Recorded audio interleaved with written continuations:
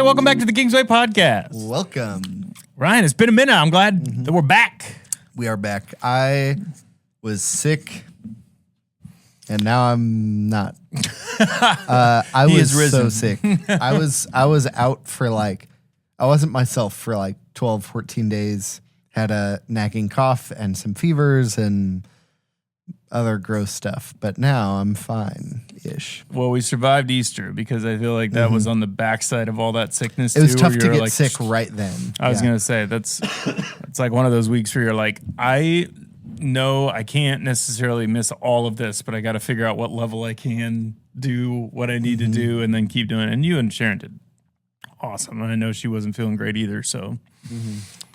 It's always hard when you're in the same house and you're trying not to share, but at the same time you're like, we share air, so I don't know what to do. She was taking care of me, and she was like, I was like, I hope I don't get you sick. I really don't want to do that. And she was like, don't worry, you won't get me sick.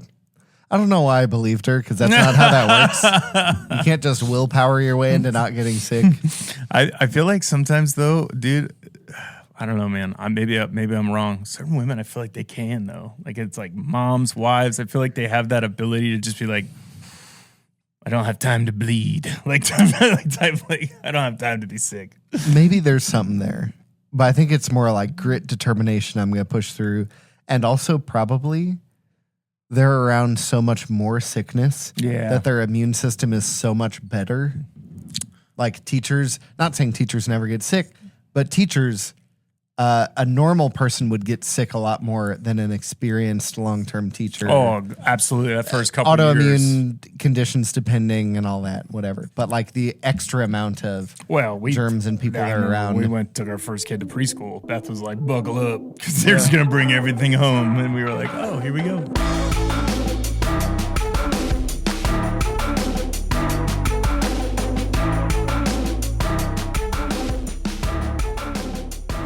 Well, we're doing a book of the month, and we're a little late again, but that's all right.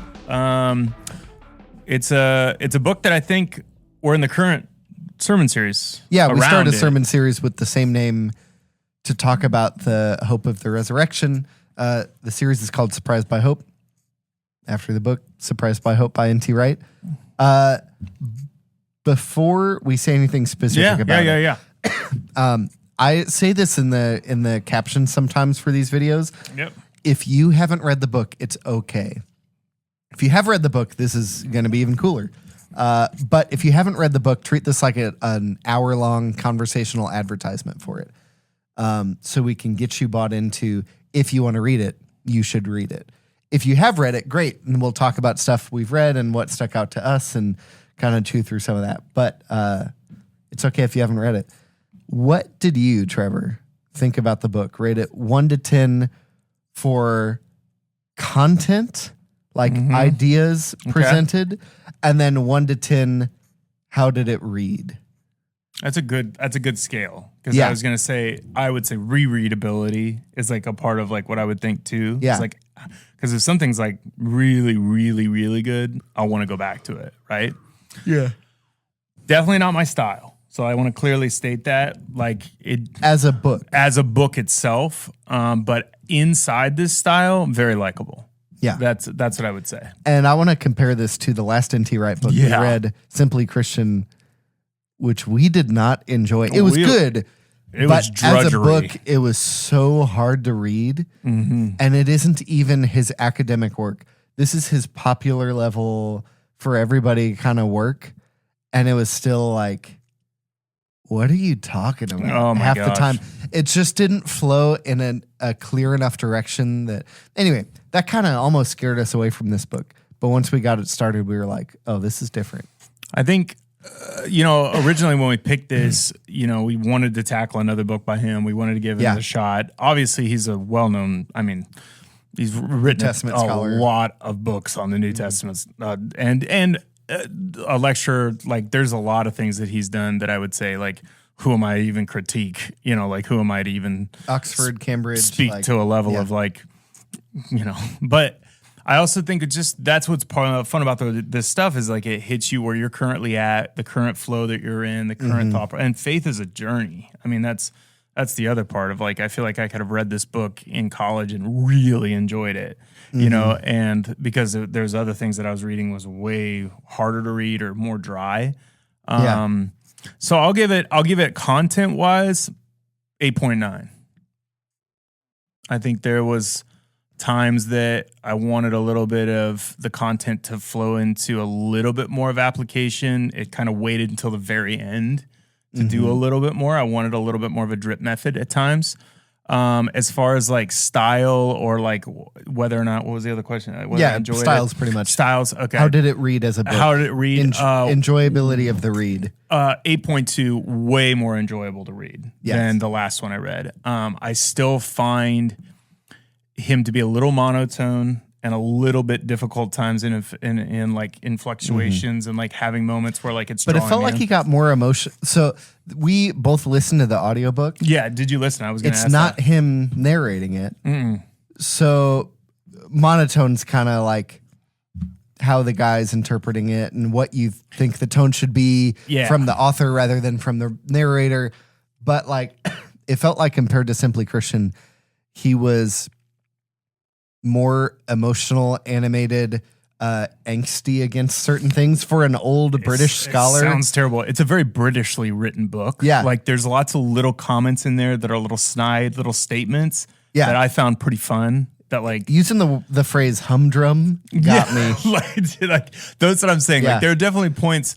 I think the tone just doesn't have a lot of variation, but the cleverness was engaging. It doesn't get slow and pastoral. No. Like other books that could float around the popular level theology.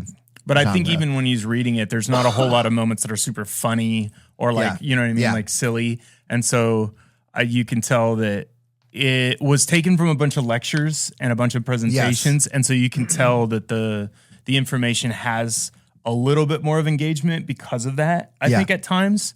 So 8.2. So 8.9, 8.2. That would be, and that's just because it's not my style. I think that's a high for this style for me of engagement.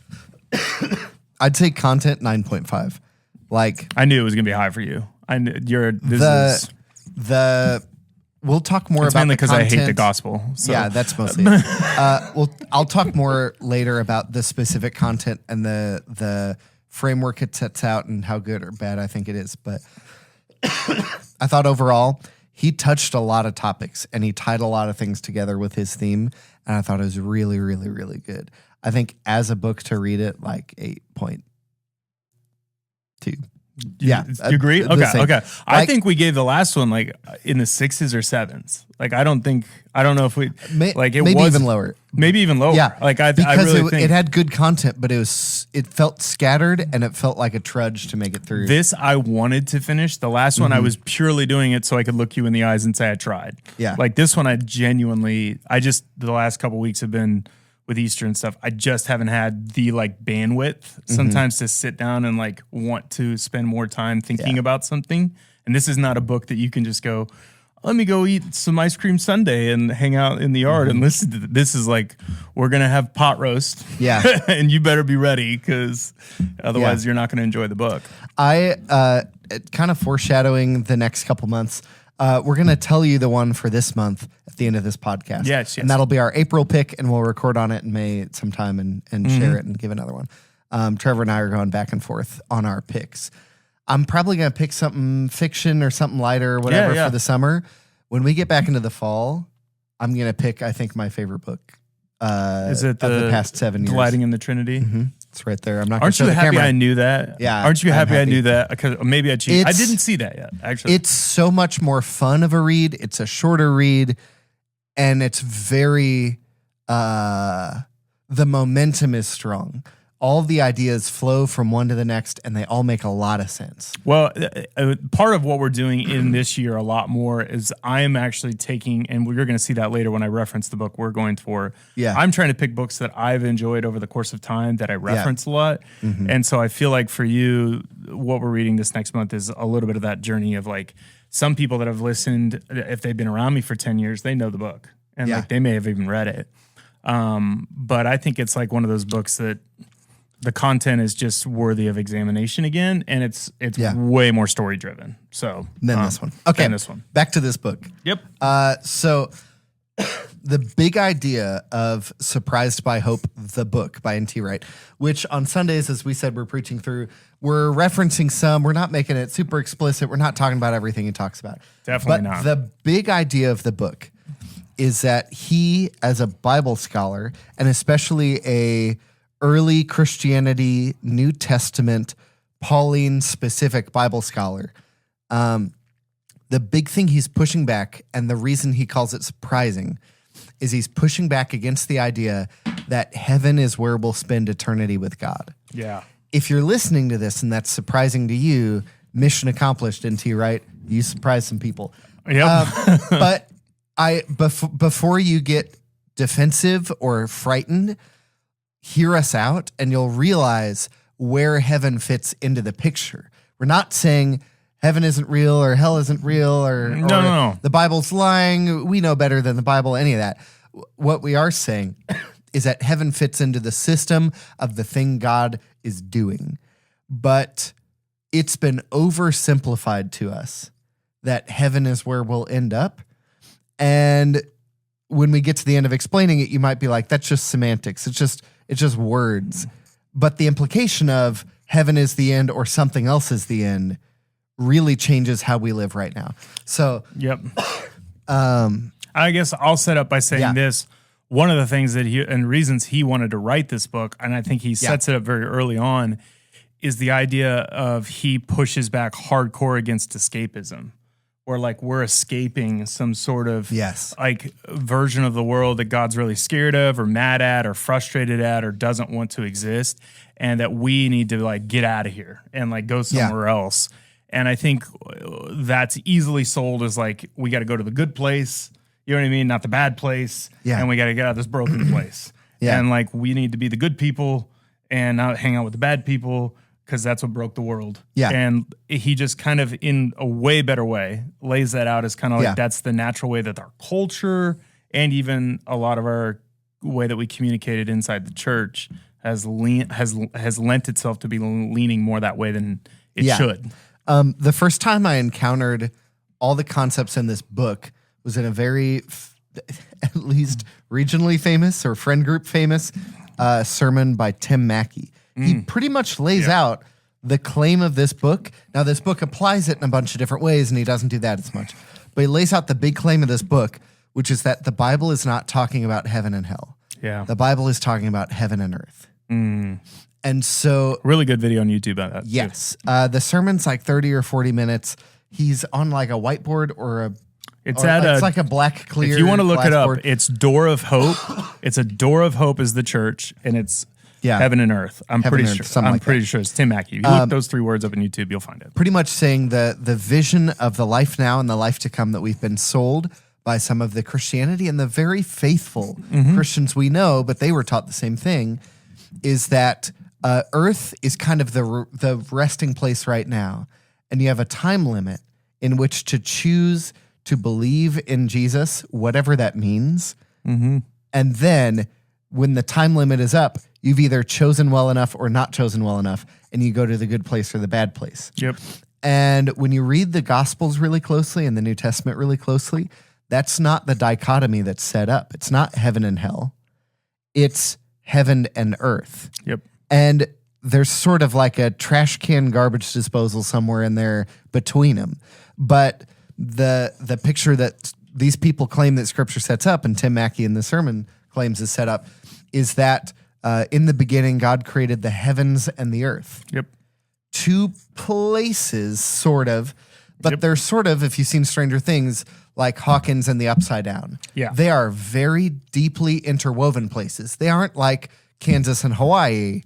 They're like two realms. And so when it gets to the garden and God plants a garden in the east and he calls it Eden and he's raising all this stuff there and tending it, that's a place where heaven and earth overlap, like a Venn diagram, two circles, and they start to overlap and there's a space in the middle.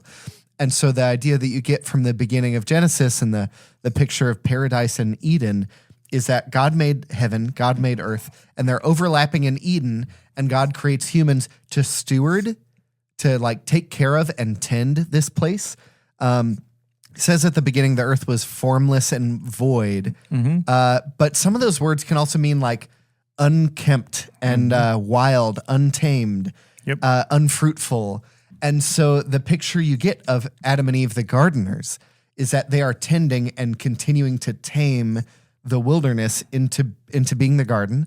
And then God's command to be fruitful and multiply and subdue the whole earth is to spread the garden, to tame more and more of this earth that is untamed and wild and thorny and whatever. Yep. And so the mission that God gives us at the beginning is that heaven and earth are close and they're overlapping in Eden, and we co-work with God to make them totally overlap until they're one whole place. Yep. And we rebel before that happens.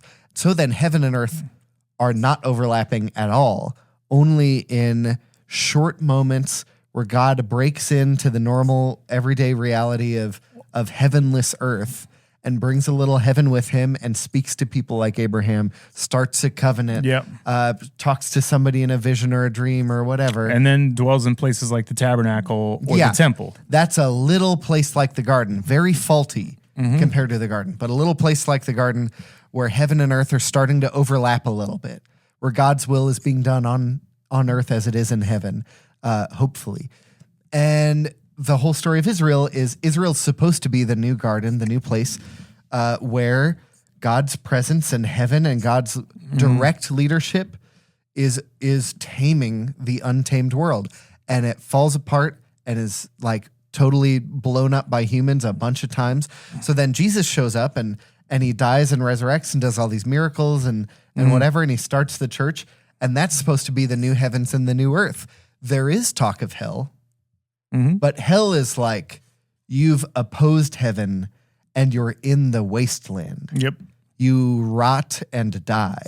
You're not going to the new place that's being created. Even Sheol, which is where a lot of the references to hell are, is specifically directed or alluding to the burning trash pit of Sheol, is literally a real physical earthly place just outside the city walls.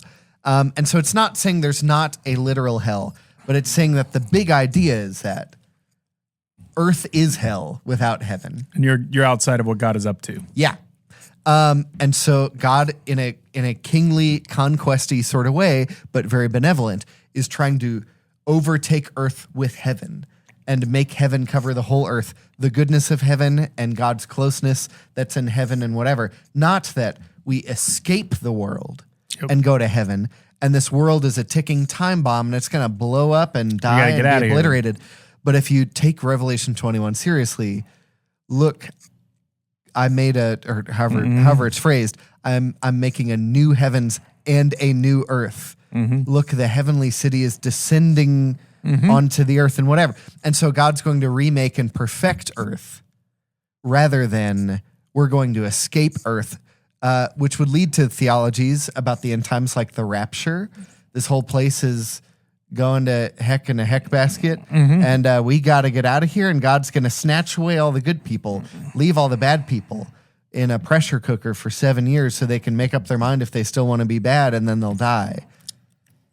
That's escapist, and that doesn't seem to match what the New Testament is talking about, even the book of Revelation. Absolutely. We can talk a lot more about that another time later. Well, and I think that's the setup, or I would say the first third of the book. Is like you are continuously like he does a really good job of kind of pulling back the layers of how this trope kind of fell over top of our understanding of what was going on in a false way. Whether it be culture, whether it be poor teaching, whether it be misinterpretation. I have one last thing I need to throw in. I didn't talk about heaven enough.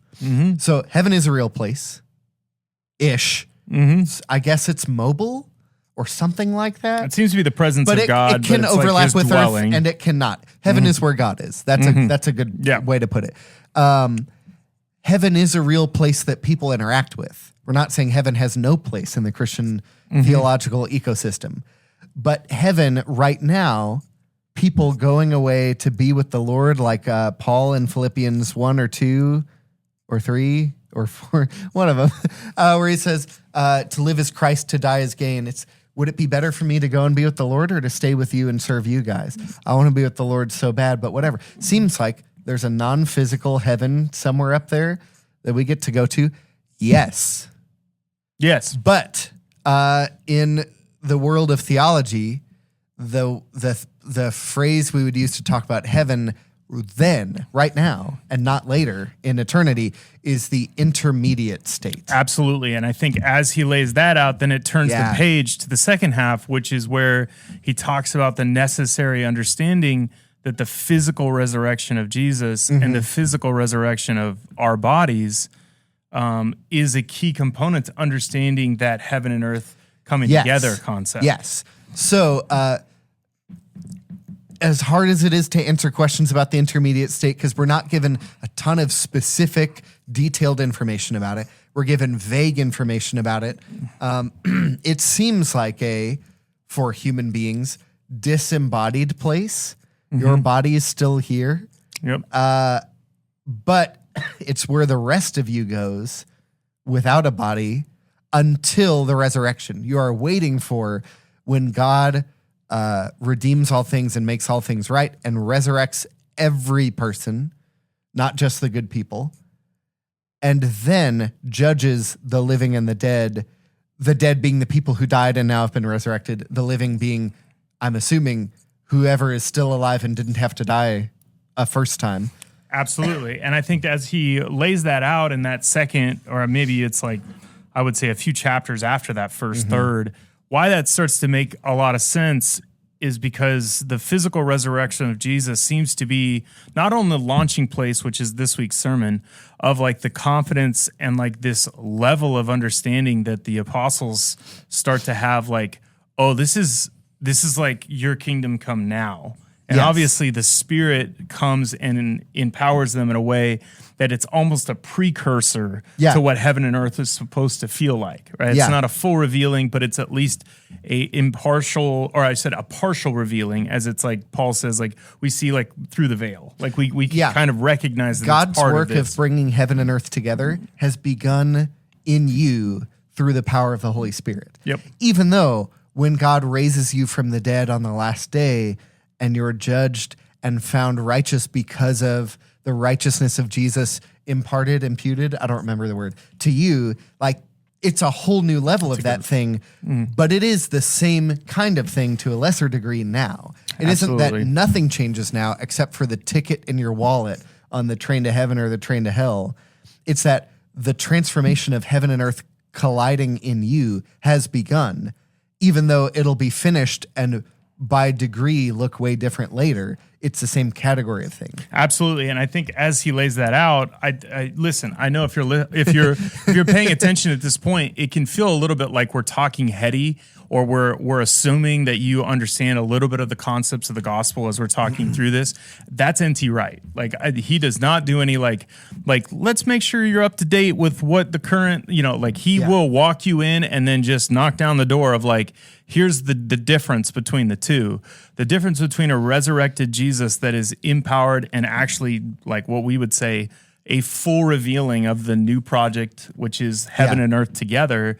That means that Jesus is the first display of the fullness of what God is hoping to do with the entire earth, what he is hoping to do with the entire creation. And Jesus being born and then having been the first to be raised is the first new Adam of this new garden. And so that's we're going to have the another imagery. Episode probably on the resurrection to talk more about this outside of the context of the book. Yep. But it could also just be a lot of overlap with the book because it is a book about the resurrection. It's so important though. And it gets, I understand that sometimes I think I've even taught too much of that Tim Mechie pit or the temptation to go that direction sometimes, even early on in my ministry. Yeah. One of the things that stuck out to me about the book is in talking about the resurrection, he talked about how certain passages and certain language in the New Testament seems to disagree with the thing he's talking about. Seems to say that heaven is the end and this whole resurrection, new heavens, new earth thing isn't whatever. And one of the passages he brought up is 1 Corinthians 15, which the whole chapter is talking about the resurrection. Yeah. But it has this phrase in there that right now we have bodies of flesh and blood, but then we'll have spiritual bodies. Yep. And he talks about how some people seem to assume that means we will have non-physical bodies. We'll be ghosts, but we look like a body. We're body outlined, but we're inanimate. We're like what Ryan is about to say is probably one of the most important things if you're Yeah. paying attention to this, because this was the switch for me to understanding a lot of what N.T. Wright is trying to talk about, this surprise by hope concept. If we have an episode in the resurrection, I'm going to bring all this back up.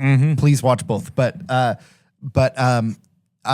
this question has come up before, especially when kids think they're really smart and cool in church, and they ask a question they think nobody's ever asked before: was Jesus a zombie? Yeah. Perfect question. Or was he Casper? I love that question. That's a really, really great question because it leads us to talk about the resurrection. Jesus healed people. Those people were still normal people. He just kind of hit undo on a shriveled hand or broken legs or a demon possession or a sickness or the flu or a fever. He just kind of hit undo on that. But they were still a normal person. Even Lazarus says he raised Lazarus from the dead. People think that means a Christian resurrection. Sort of. But when an EMT brings somebody back whose heart has stopped for 5 minutes, did they resurrect that person? Maybe in some technical, secular way, you could kind of claim so. But really what they would call it is a resuscitation. Yeah, they don't call it a resurrection. They call it a resuscitation. Yeah. Pretty much what Jesus did to Lazarus was a resuscitation. He woke up and was the same guy. Zombies in popular modern mythology are not a resuscitation. They are a deformed guy. They're a reanimation. They are a broken guy. They are somehow still dead and alive. They're animated, but they're not awake. Like a resuscitation is a formerly dead person who's now alive. Yep.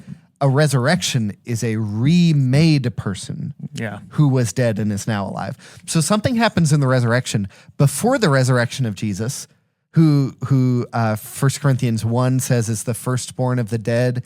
Other passages say is the prototype or the firstborn among many brothers.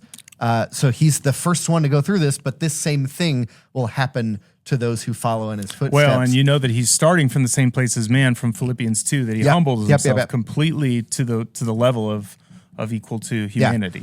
So in the resurrection, you watch Jesus get back up from being dead. He gets up and he has Jesus' personality. He isn't a zombie in that he isn't a deformed, broken version of Jesus. He's still Jesus in the way that Lazarus was still Lazarus. But also his wounds, which would in real time not have had time to heal, are healed, but he still has the scars, but they're healed. In certain passages, he's a little glowing. He can go through locked doors. He can sort of hide his appearance, it seems like, based on the gardener in John 20, the road to Emmaus in Luke 24, I think.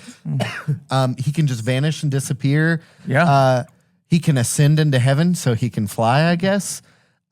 Sort of seems like Jesus took the super soldier serum or something from Captain America. He has superpowers. He's different. He's more powerful and better and different than he was before. In some sort of superpower Stan Lee sort of way. That's our context for the kind of transformation he went through. Or if you're a Dragon Ball Z fan, he's like Super Saiyan and the dust is settling and floating around. Anyway, that's kind of the thing that's happened to him. He didn't just resuscitate and wake up. He woke up remade to be stronger and better.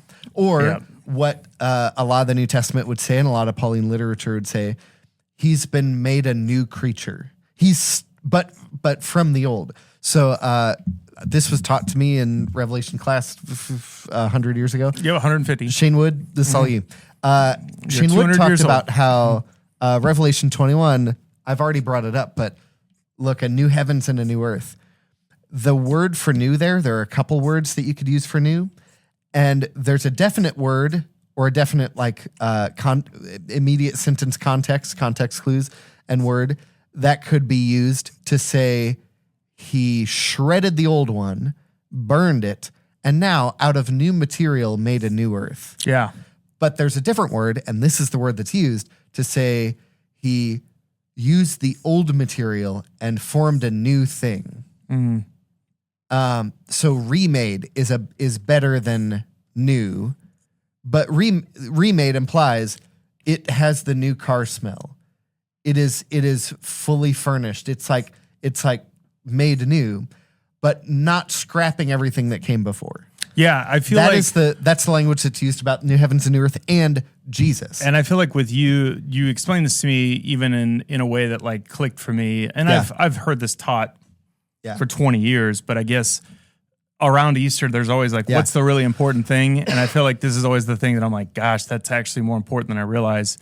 When Jesus came back, he was functioning as a human would on the current status of what the earth would allow, which is potentially oxygen, your blood flow, everything inside the limitations of what humans would need. Gravity, like, you can go, Jesus like, the first time. Jesus the first time. But when he's resurrected, there seems to be this new way that he's operating. It's like the operating system and what is empowering him has been transformed. Yeah. And so the animation of what's in the center. And so you used a good illustration. Yes. Okay. This is from the book now. We'll get back to the book. In the book, he talks about, I got here and then I got distracted. I went somewhere else. But this are remade, resurrected bodies.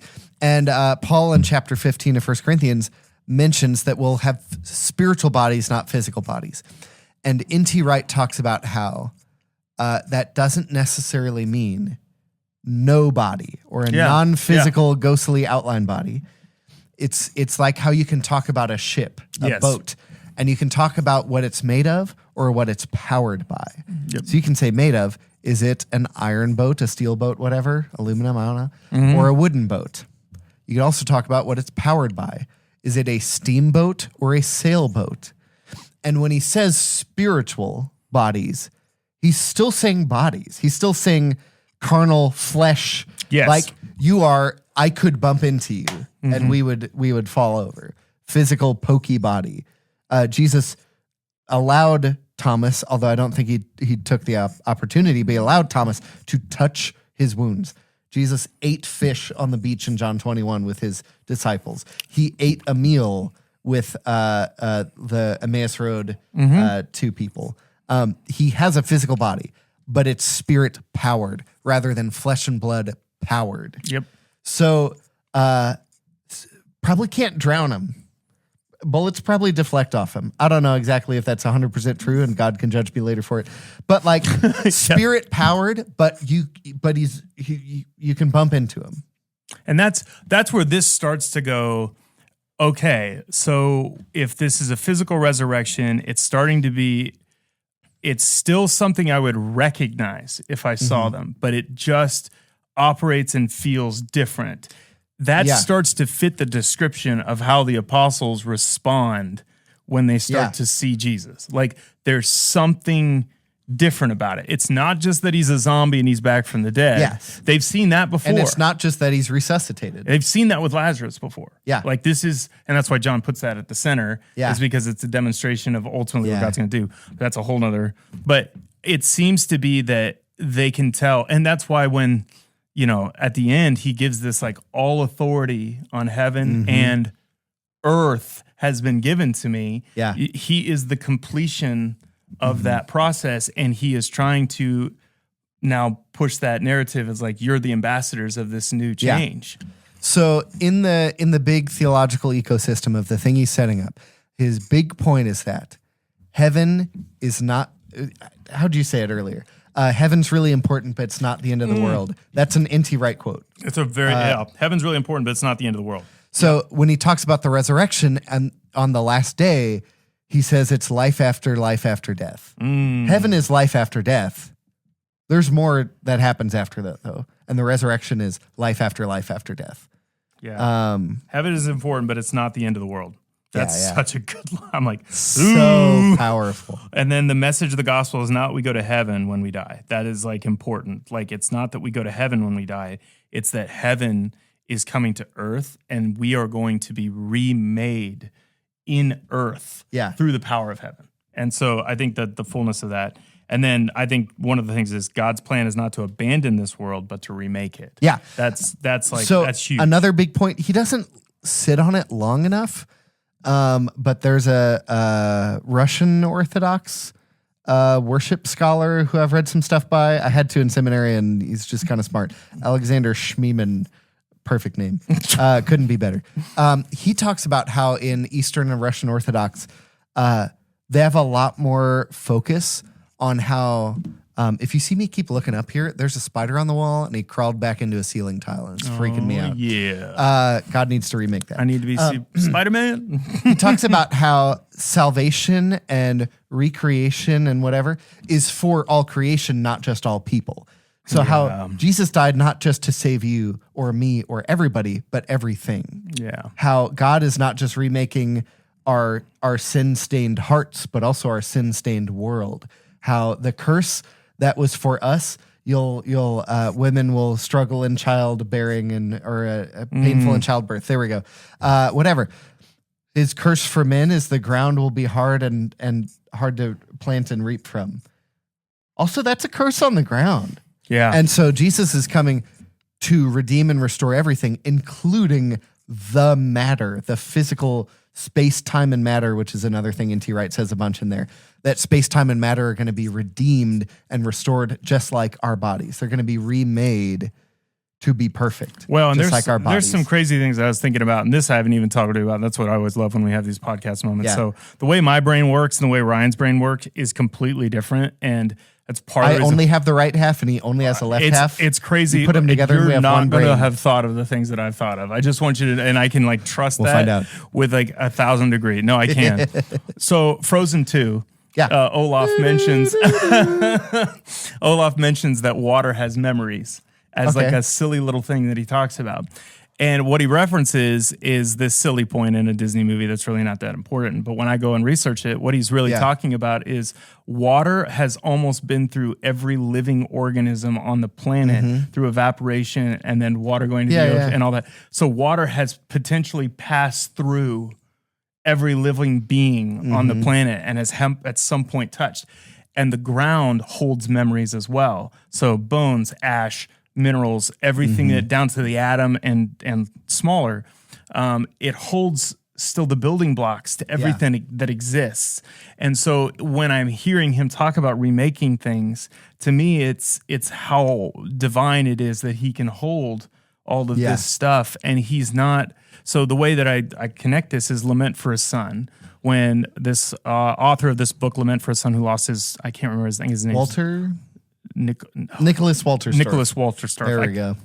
He talks about how the most comforting part of when someone dies and you miss them and they were in Christ is that you will get to see them and be with them in a way that will feel wildly similar but better.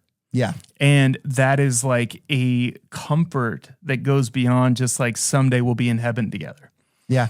And he talked about how like that means the bag of regrets, the frustrations, the heartache, even the things that weren't perfect in this world that were part of our relationship would be made right. And I remember reading that and connecting with it, but then hearing him and T talk about that in this book and going, that's why Revelation 21 makes more sense to me, is because it's a full reconciliation. It's a full resurrection. It's a full remake of what was intended. Even the goodness of what we can experience on the planet is made perfect. Yeah. And that's important to the gospel being good news. We need to start wrapping it up. But the last third of the book is where it gets super interesting. It's already gotten super interesting for me, the world that he set up. But the last third of the book, he starts tying the implications. Now, it's not exactly application, but it is some. He starts tying the implications and the applications of believing in the resurrection as our final hope rather than heaven when we die, and what that means. So you already brought up a really great point that he's trying to avoid escapism because he thinks it's a Gnostic heresy that we are slowly adopting again and misses the point of the New Testament. So it's not escapism. And so some of the stuff he talks about with believing in the resurrection, what it should change. He isn't super judgmental on this, and so I don't want you, the audience, to hear me saying anything super judgmental on this. But he talks about how across the history of the church for a vast majority of the time, there's a stigma against cremation. Ooh, yeah, I remember that. Because God's going to need to remake that. So maybe part of it was a stigma against like, is God going to be able to remake it once your bones aren't there? Kind of alluding to Ezekiel 37, the valley of dry bones, where God re-enfleshes the bones of a lot of people who have died and raises them from the dead. They're like, but what if he doesn't have bones? Yeah. Now, I think God's strong enough to take the dust that your bones were made out of, and there's some people so old that they probably don't have, or some dumb kid or a dog like picked up your bones and walked away with it. You aren't going to get resurrected without femurs now. But like there was a stigma against it because our hope is in the resurrection, that our body isn't done, even though it's on pause. Yeah. So don't burn it up. Not saying that as Christians, you should throw that out the window. But in the same breath, they would not, I keep saying wanting to say incinerate, but I mean cremate. They would not cremate people, and they would bury them facing Jerusalem. Yep. Assuming that Revelation 21 and 22 talks about a new Jerusalem, the heavenly city coming down, whatever, God making all things new. So the dead will wake up, be resurrected, and already be facing where Jesus is going to be. And it was primarily in the Western world, and so Yes. they would face them east, because that's where God was coming from. Yeah. And it was something to... Now, if you're in Italy, you should be facing south or something. Yeah, exactly. I don't know why they're facing east. But that was it's also yes. the dawn of every day. And so I And, think yeah, the dawn of every day, it's like Okay, that the makes more the new day. But I agree with you. Like Yeah. I remember him saying that and being like, "Oh no." Like It has these implications for how you live your death, but also implications for how you live your life. I've seen a good handful of books come out in the past couple of years talking about how Christianity should lead you to environmental justice causes. And if you think, well, this world's gonna blow up and whatever, yeah, of course that doesn't matter. But if you think, I don't want to litter, God's gonna have to pick that up when he remakes this earth. I want to help God's mission. So the Lord's Prayer, our Father in heaven, hallowed be your name. May your kingdom come and your will be done on earth as it is in heaven. Seems like God's will is about remaking the earth to be perfect. And that's So that's you a would be going huge- against his will by littering. You would actually be going towards his will and pursuing the same end that God is pursuing by picking up that Lay's potato chip bag. And that's, I think, the big distinction that he makes is people, because they don't think the world will ever be perfect, they Yes. don't join in the battle. Yeah. And he gets that, like, the utopian dream is not possible without the full resurrection. But he says we are supposed to be in line with the new kingdom that's coming. And listen to the thing you just said. The utopian dream is impossible without, implied, God and the resurrection. Great. What's our faith and hope in? God and the resurrection. So we've already won. Let's just we're help supposed out. to be the preview Yeah. to the new Yeah, yeah. creation. We're And- supposed to be that. This is a big point he makes in the book, that Jesus' first 3 years of ministry before his death and resurrection are coherent if all of it is heading toward remaking heaven and earth, remaking the earth. Otherwise, why didn't he just do it right away? Yeah. If it didn't matter. Why didn't he just die and resurrect right away? Were all his miracles and exorcisms and teachings just about proving to people that he's God so then he can die and they'll believe in him? Or did they matter at all? Did helping that person matter at all? If it did, then it makes sense in the framework of I'm going to remake heaven and earth, and I'm going to start with a bunch of little things. Well, right and he now. says that in Matthew 7, right? Like those that listen to my words, you build your house on the rock. Yeah. The rock is the new creation, the new establishment, the new foundation of a new creation. Yeah. Those that don't listen to my words and don't put them into practice, you are in the way that's falling away. Yeah. That is not going to last, that is not going to exist. And so in this framework, there are punishments and drawbacks to not following God, not pursuing the ends of the kingdom of heaven, not wanting to co-work with God to make the world a better place. There are consequences to that. But the easy picture of heaven and hell is not the way the Bible talks about it. It usually talks about destruction. Even a bunch of the times it uses Sheol, talks about destruction. He does talk about hell, but pay attention to how he talks about it, Jesus, in the Gospels, when he mentions it. It's Yeah. very often a fiery underworld of torture. It's usually destruction. But also, like, the consequence of not being on God's side is not good. Is suffering and bad, and you shouldn't want it. But the easy picture of heaven and hell isn't usually what's talked about. And I think the part that I want to, just as we got a couple minutes here, I want to tie into talking about the cultivation of the garden that you mentioned at the very beginning.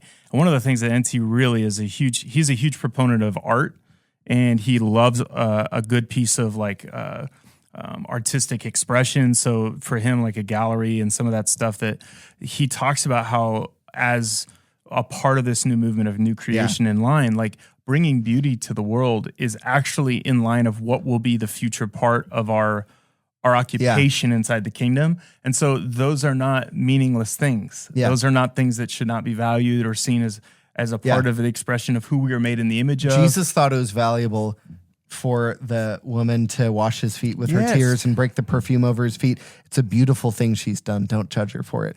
So he seemed to think that beauty, especially as it revolved around him and the kingdom of God and all that, is valuable.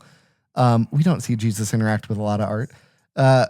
But yeah, even one other mini conversation that happens within the book is the debate between evangelistic missions and justice missions, feeding the hungry, freeing the slaves and the captive, helping the orphan and the widow, healing the sick, whether through medicine or whatever. I've heard Christians have debates in the past 20 years about this. And some Christians, I think John Piper's one of them, are like, there's kind of no point in helping these people unless you evangelize them. You're just helping their decaying body. That's a really good point. Do you think Jesus agreed with that? I don't think so. Do you think Jesus spent 3 years wasting his time?